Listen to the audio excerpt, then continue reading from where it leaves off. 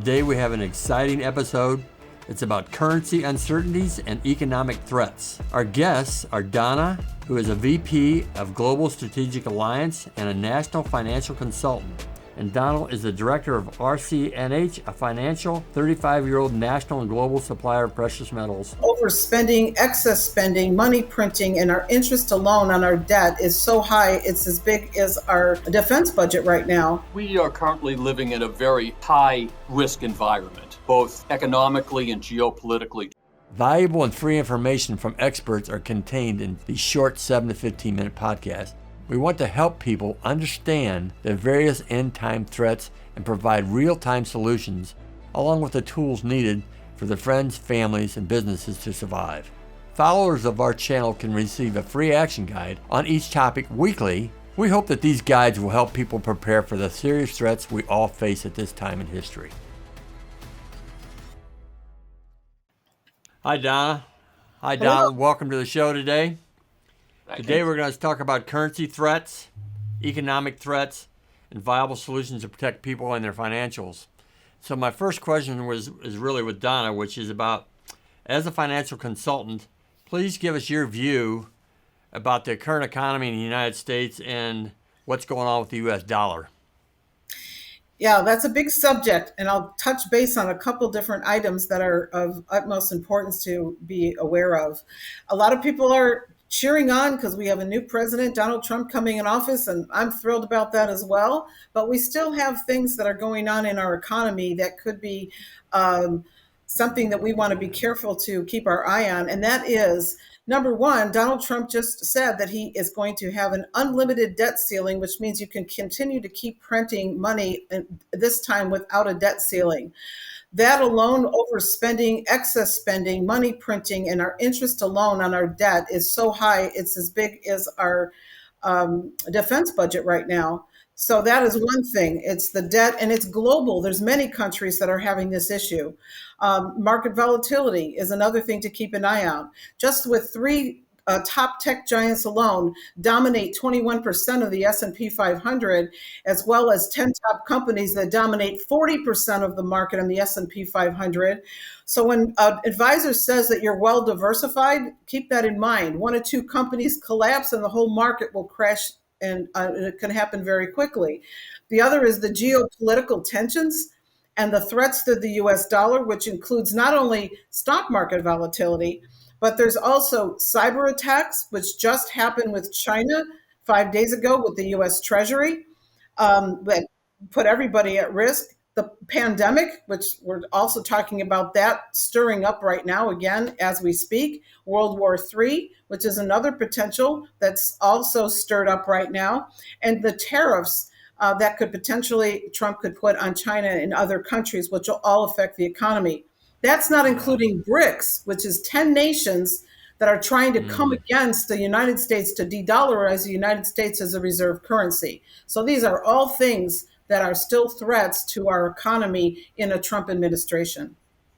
Yeah, and they're trying to make it a little worse as we go, I think. And, it's like I've kind of got this feeling about, you talked about the nuclear, the World War III thing. My belief on that is if they blow up a bomb to run towards it. You know what I mean? Right. So, hey, Donald, Donna mentioned this a little bit about China, but what are you feeling or experiencing about that cyber attack that hit the Treasury the other day? Absolutely. I agree with Donna on many of her points. We are currently living in a very high risk environment, both economically and geopolitically, to be sure. China is perhaps at the forefront of many of the issues that are going on today. As you and Donna had mentioned, just last week, the U.S. Treasury was hacked by China with a lot of important information that was taken. Just think back a year or so ago. When China was involved in sending over the intelligence balloon over the United States. Ironically, China was successful in doing that. They accessed communications from from the United States internet providers to relay information back to China. I think BRICS is going to be a very important factor as we move forward, as it applies to the United States economy and certainly to the U.S. dollar. Yes. Yeah, it's amazing. It is. BRICS right now is comprised of 10 countries. Uganda just signed on with BRICS. And they are, quite frankly, they are an economic powerhouse right now. They represent about 41% of the global economy right now. They are top producers of many key commodities, oil, grain, meat, minerals being several of them. And one of their goals is to de-dollarize, to lessen the value of the United States dollar on the international trade stage. So Bring down the value of the dollar is what you're saying, right? Absolutely. Yeah. And if that isn't enough, then you can add the $36 trillion national debt to the picture. You can talk about inflation rates, volatile geopolitical events, Russia and Ukraine, Israel and Hamas. There's a lot going on right now, and it's a very, very high risk environment. Well, you guys, this is the first time you've been on here with me in our podcast, The Worldwide Threat. Our goal is to share with people what's going on. Yes. And so they're educated and they're not buried under a black swan somewhere, and their situational awareness gets a little sharper. But ultimately, my goal is to help people understand what's going on and give them some peace in their life. And so with that, Donna, based on your experience as a financial consultant, what group of people do you feel are most at risk right now when trying to look at viable investments or how to save their savings or whatever? Who are you really talking to more than anybody right now? Well, there's a wide audience there. I'm going to hit on both sides.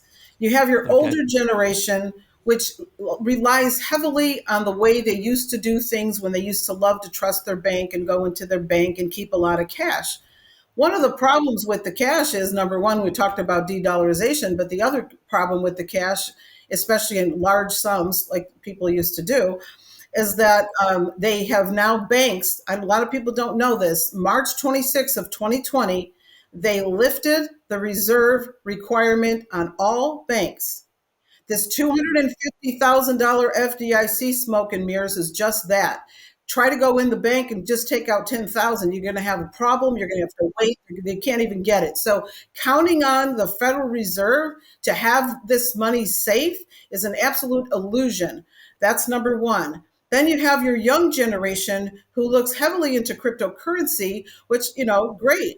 But that is very speculative. You see swings high and low. They don't know what's going to be rolled out. There's a lot of unknown still in the cryptocurrency market. Is there money to be made? Yes. But that group of people, so there's a balance is what I'm going to come to between the older generation heavy in cash, the younger generation taking high risk in cryptocurrency, and they're both fine. But there has to come to a balance of what are the safeguards and the anchors in a swing on either one of those issues. Personally, I watched something the other day about where China's buying a lot of gold and silver in other countries. And tell us what you, in your experience, because you guys have been doing this for 35 years, what are the pitfalls that you see how people advertise precious metals for people to invest in that? Because I know you're on top of that. Well, thank you. You brought up a couple of very, very important points, John. First off, as I'm sure Donna would agree, we're seeing tremendous activity now among investors with an interest in safe haven assets, precious metals to be sure. With all of the risks that we outlined at the beginning of our podcast, individual investors, institutions, and even international central banks are looking for safe haven vehicles. And the physical possession of precious metals, primarily gold, is the solution for many investors. As a matter of fact, last year in 2024, gold had its best performance in 14 years. It literally outperformed all other asset classes. But again, the reason that precious metals are in such heavy demand right now is a function of what is going on globally, economically and geopolitically. People are looking for long-term store of value. Personally, I bought some gold from a company a couple of years ago, and I think everything was okay, but I had to almost threaten a lawsuit to get them to deliver it. Right. And so I want, just without throwing anybody under the bus, because I don't need to be sued tomorrow, but the reality of it is, I want people that are seeing this podcast, and we have a lot of people watching these podcasts right now because they're concerned about what's going on. What do you see, or how do you see it advertised, Donald, that makes you get a check in your spirit? If there's one problem that I observe more often than not, John, is investors shoot themselves in the foot sometimes by acting independently. They do not consult with a sophisticated, knowledgeable financial professional such as Donna, and they act independently. And what happens all too frequently, John, is investors become concerned about issues that we've discussed. And the knee-jerk reaction is, okay, I guess I need to get myself some gold. Right. Now, gold can be a great solution for some clients under some circumstances. But what investors tend to do is they immediately act on their own. They go online and they try to acquire gold at the lowest possible price that they can see it advertised for. That is an absolute recipe for disaster. You get what you pay for. There's a listed bid and ask price for virtually all metals throughout any course of a day. So as soon as you see firms offering discounts, or if you buy X number of ounces of gold, we're going to give you X number of ounces of silver, a red flag should come up automatically. That's good advice. Tell our audience what they should be looking for when they're trying to find a financial advisor, like somebody like you that would go between you and Donald, even thinking about gold or silver. What should they be looking for? What kind of process should they go through to find somebody they can trust? Yeah. Well, that's a really important thing. I think trust is probably the number one thing that people are concerned. And many people sit on the sideline because they don't know who to trust or don't know what to do. So I would say, first of all, find somebody they didn't just jump in the business, 5 years ago, even or less. Those types of things. They know that's very specific mechanics of the market. They're experts where they could really drill down, like Donald D. and the firm at Coins in New Hampshire. The people look to their firm when they need to really get into inheritances, to get into really nitty gritties about really knowing this market, very specifically knowing this market, because there's a broad brush out there of people who may know something about it, but I don't think there's that many that can really drill down and tell you the very specific mechanics, because who's purchasing that gold and silver for you, and how the outcome of what you end up with in the long run, which many people won't even know until they try to liquidate, and all of a sudden they get surprised by what it's not worth, which they thought they got something so great. And this is a very tricky asset class. It's not like buying a stock or a crypto. This is a very tricky, and it's very technical. Donald D. and the firm have 35 years of experience in technical information knowledge beyond even what I have. You know, a lot of people have basic knowledge in the financial world, but there's not that many out there that have the track record and the expertise like Donald D. and like Rare Coins in New Hampshire. So when you're looking at a company, make sure that this is a specific niche that you can trust, that has a track record. And also check, has that company been in a lawsuit? That's an interesting thing to find out. There's many of these flashy companies that have these shiny penny ads that have all kinds of things that have been lobbied against them. And then they go to people, the attorneys go to people like Donald D. and say, can you testify and tell us what they really should have done to make sure that this was done with integrity? And they go to him as an expert for this. So these are the kinds of things that is good to look for and good to know. That's important. That's important. And Donald, this is a similar question I'd like to ask you, but as a director of a firm who's actually helped people through these hard issues, how would you counsel people on rolling over an existing IRA into gold or silver, or having peace about how they can even manage their inheritance and all this craziness that we're living right now? I like the idea that you guys are kind of a two-man woman team, that you both have this experience that people can see. They don't know you, they don't know me, but you know, you got IRAs and stuff that I don't know how valuable they are anymore. And I hear that it's a good idea sometimes to liquidate an IRA and put it into gold or silver. So based on that idea and inheritance stuff, Donald, give us your feedback on that if you would. Absolutely, John. Yes, we get involved in the IRA space quite frequently. We have many clients of ours who have physical precious metals right now in their IRAs. The process is really quite straightforward. We work with many trust companies across the country. There are several that I think are exceptional. A client would simply open up an account with a trust company. They can fund that IRA with the trust company for precious metals. That's when our firm gets involved.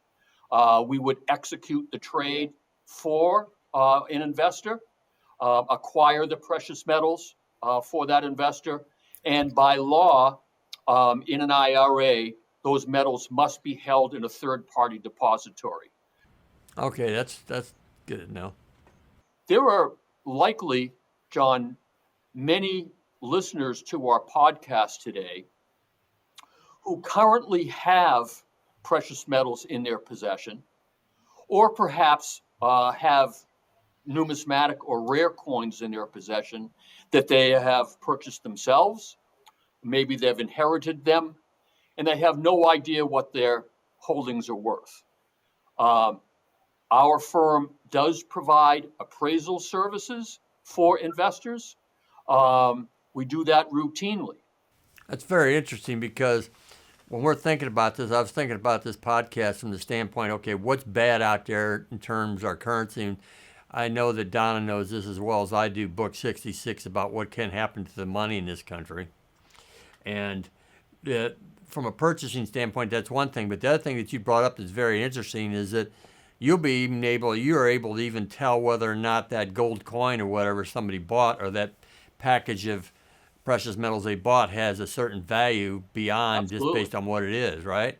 Absolutely. And I think that's a very unique thing for people that have already invested and thinking, okay, do I really need to protect this investment by having the right kind of information? So this is really good stuff. I just want to make one last comment, John, too, that on what Donald said, and that is that one of the things that the company does is they hold people's hands, so to speak. So there's a lot of people that don't know how to walk through that process.